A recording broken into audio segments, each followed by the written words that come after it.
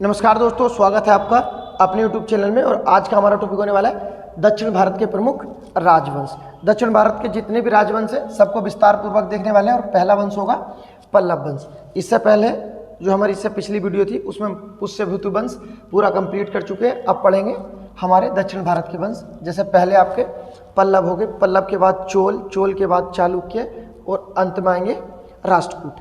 Clear है? तो शुरू कर लेते हैं पल्लव वंश के बारे में। जो बेसिक जानकारी है कि किन के अनुयायी थे, तो ये वैष्णव या विष्णु के अनुयायी थे और इनकी जो राजधानी थी कांचीपुरम इनकी राजधानी थी। अगर बात कर लेते हैं इनकी भाषा की, पूछी जाए पल्लवों की भाषा क्या थी, संस्कृत इनकी भाषा थी। क्लियर है? अब देख लेते हैं जो चीजें इसमें दी गई हैं। पहला पॉइंट क्या दिया गया है, पल्लव वंश का संस्थापक सिंह विष्णु था और इनकी राजधानी कांची तमिलनाडु में, जिसे कांचीपुरम के नाम से भी जानते हैं, वो इनकी राजधानी थी। क्लियर है? और ये किसके अनुयायी थे? वैष्णव के अनुयायी थे। उसके बाद देखते हैं नेक्स्ट अगला पॉइंट, सिंह विष्णु ने अवनी सिंह की उपाधि धारण की थी। तो जो इनका दूसरा शासक है, नाम याद रखना, सिंह विष्णु, इसकी उपाधि कौन सी है? तो नाम याद रखना, अवनी सिंह की उपाधि है। अब बात कर लेते हैं नेक्स्ट सिंह विष्णु के बारे में। सिंह विष्णु ने मामल्लपुरम में आदि बरहा मंदिर का निर्माण करवाया था।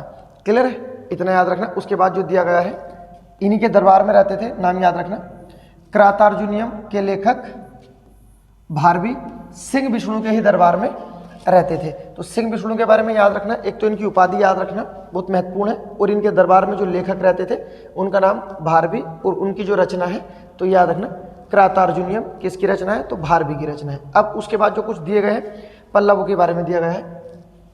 पल्लव वंश के कुछ प्रमुख शासक हुए, जिसमें जो महत्वपूर्ण है, महेंद्र वर्मन बहुत महत्वपूर्ण शासक है, पुलकेशिन द्वितीय को हराएगा। उसके बाद नरसिंह वर्मन प्रथम, उसके बाद महेंद्र वर्मन द्वितीय, परमेश्वर वर्मन प्रथम, उसके बाद नरसिंह वर्मन द्वितीय, नंदी वर्मन द्वितीय, ये इनके प्रमुख शासक हैं।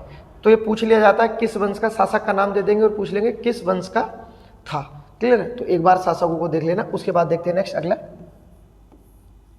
मतविलास प्रश्न की रचना किसके द्वारा की गई है? महेंद्र वर्मन द्वारा की गई है।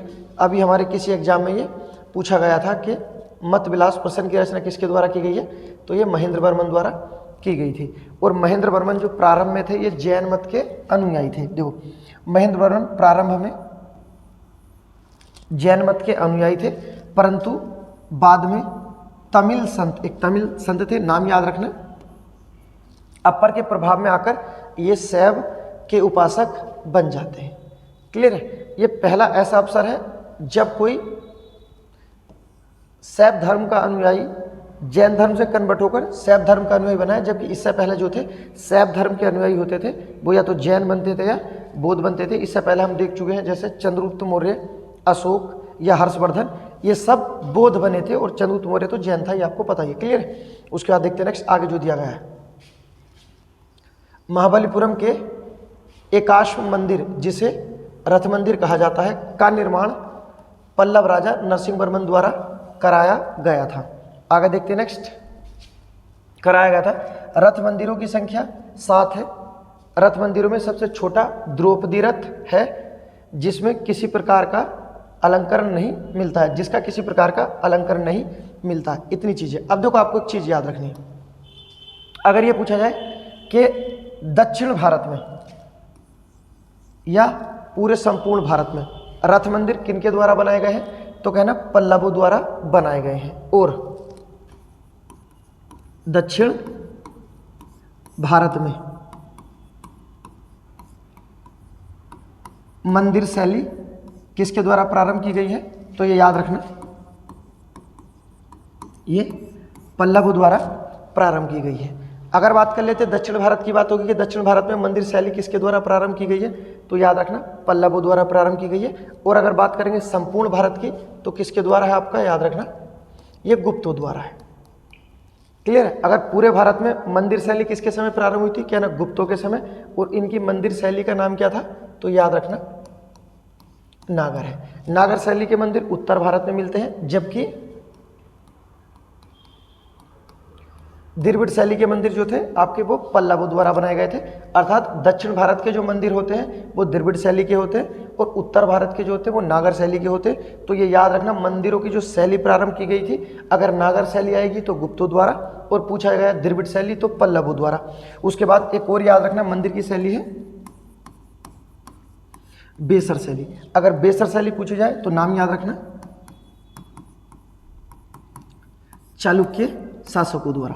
ये मंदिर बनाने की हमारे यहाँ 3 प्रकार की शैलियाँ हैं। अगर दक्षिण भारत के मंदिर हैं तो द्रविड़ शैली के होंगे, उत्तर भारत के मंदिर हैं तो नागर शैली के होंगे, और नागर शैली और द्रविड़ शैली का जो मिश्रण होगा वो क्या कहलाता है, बेसर शैली कहलाता है। इतनी चीज़ें याद रखना। अब बात कर लेते हैं, अगर पूछा जाए भारत में मंदिर बनाने की परंपरा किसके द्वारा प्रारंभ की गई थी, कहना गुप्तों द्वारा, और दक्षिण में मंदिर बनाने की परंपरा किसके द्वारा प्रारंभ की गई है, तो कहना पल्लवों द्वारा। उससे अलग जो आपको याद रखना कि संपूर्ण भारत में रथ मंदिर किन के द्वारा प्रारंभ किए गए थे, तो ये पल्लवों द्वारा है।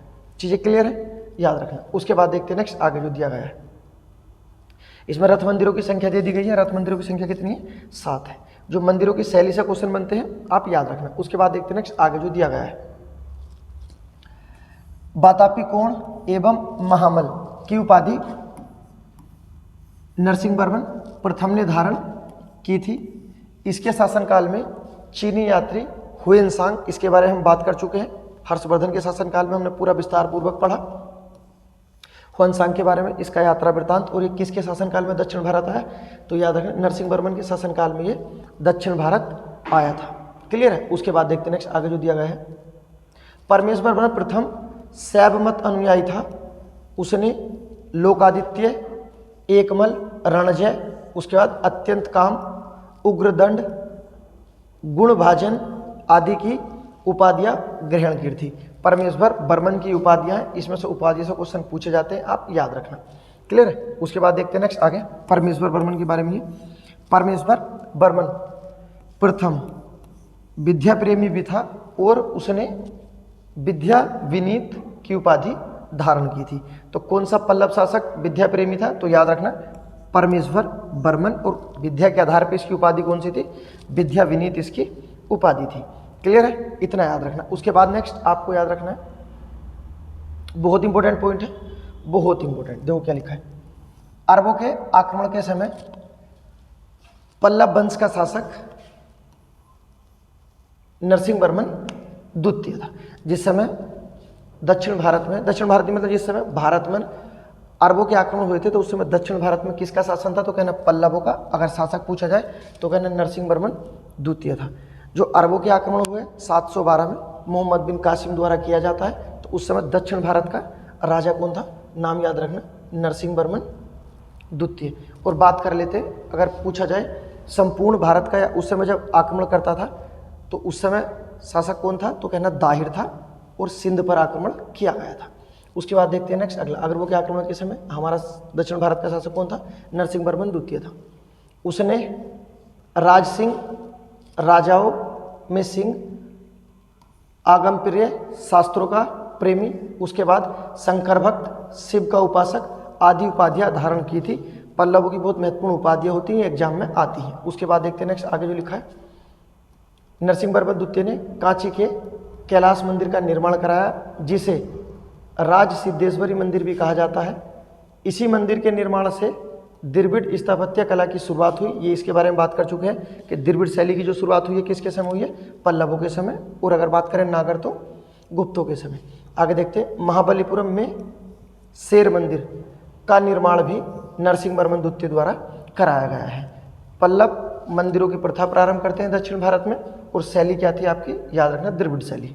उसके बाद देखते हैं नेक्स्ट आगे जो दिया गया है, कांची के कैलाशनाथ मंदिर में पल्लव राजाओं और रानियों की आदम कद की तस्वीर लगी हुई है। कौन से मंदिर में आदम कद की तस्वीर है, तो याद रखना कैलाशनाथ मंदिर में। उसके बाद बहुत महत्वपूर्ण पुस्तक है 10 कुमार चरित्र के लेखक आचार्य दंडी हैं, जो कि नरसिंहवर्मन द्वितीय के दरबार में रहते थे। बहुत महत्वपूर्ण पॉइंट है, ये प्रमुख लेखक हैं आचार्य दंडी। इनकी पुस्तक पूछी जाती है 10 कुमार चरित्र आचार्य दंडी का प्रयोग होता है अलंकारों में, इनसे क्वेश्चन बनते हैं। आप याद रखना कि किसके दरबार में रहते थे आचार्य दंडी, नरसिंह वर्मन द्वितीय के दरबार में रहते थे। उसके बाद देखते हैं नेक्स्ट अगला, कांची के मुक्तेश्वर मंदिर तथा बैकुंठ पेरुमल मंदिर का निर्माण भी नंदी वर्मन द्वितीय द्वारा कराया गया था। उसके बाद देखते हैं नेक्स्ट, प्रसिद्ध वैष्णव संत, इनका नाम याद रखना, तिरुमडग्गई अलवार नरसिंहवर्मन द्वितीय के समकालीन थे। अब देखो एक चीज आई जा रही है बार बार, आपको एक चीज याद रखनी, ये जो आ रहे हैं अलवार, अलवार और नयनार दो प्रकार के संत होते थे, एक अलवार होगा और एक आपका नयनार है। अगर ये पूछा जाए अलवार और नयनार जो संत हैं किसके समय उद्भव हुए थे, तो कहना पल्लवों के समय हुए थे। और जो अलवार हुए थे ये किसे मानते थे, ये विष्णु को मानते थे। और जो नयनार थे ये आपके शिव को मानते थे। और अलवार और नयनार की उत्पत्ति किसके समय हुई है, तो कहना पल्लवों के समय हुई है। क्लियर है। तो ये जो दिए गए हैं वैष्णव संत, इनका नाम याद रखना, अलवार नरसिंह वर्मन के समकालीन थे। क्लियर है। तो अलवार और नयनार की उत्पत्ति किसके समय हुई है, कहना पल्लवों द्वारा। दक्षिण भारत में अगर बात कर लेते हैं मंदिर की परंपरा या रथ मंदिर की, तो वो भी पल्लवों द्वारा। अरबों के आक्रमण के समय कौन सा वंश था दक्षिण भारत में, ये भी पल्लव थे। बहुत महत्वपूर्ण है, यहाँ से क्वेश्चन बनते हैं पल्लवों से। उसके बाद देखते हैं नेक्स्ट आगे जो दिया गया है,